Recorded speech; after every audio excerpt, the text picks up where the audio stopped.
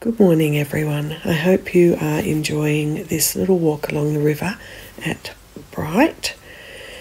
It's just such a gorgeous day. And it wasn't long before I'd packed the car and I was on my way. Mostly today was a day of driving. I had a little stop at Holbrook and had a look at the submarine there.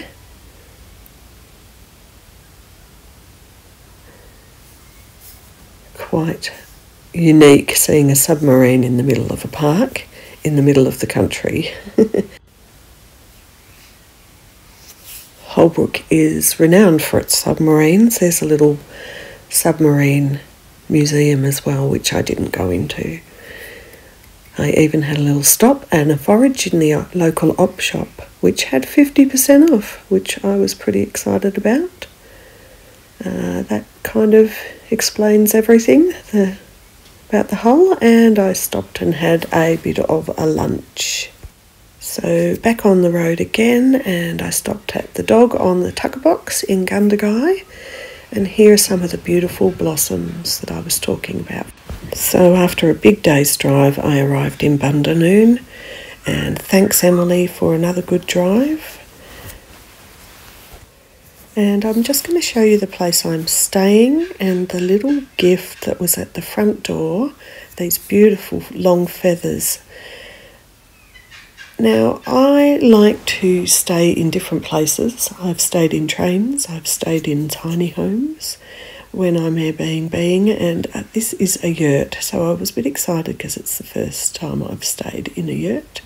And I'm just going to show you around this beautiful little room with the bed. It's got a heater. It's actually quite organic staying in a room that's round. The lady that is running this Airbnb is an oil painter, so I was a bit overjoyed to see a lot of her work around the walls. Beautiful balcony. I'm not here really, I'm only here for one night, so not able to explore too much of this little cute, quaint little arty town. The kitchen, some of her work on the walls again.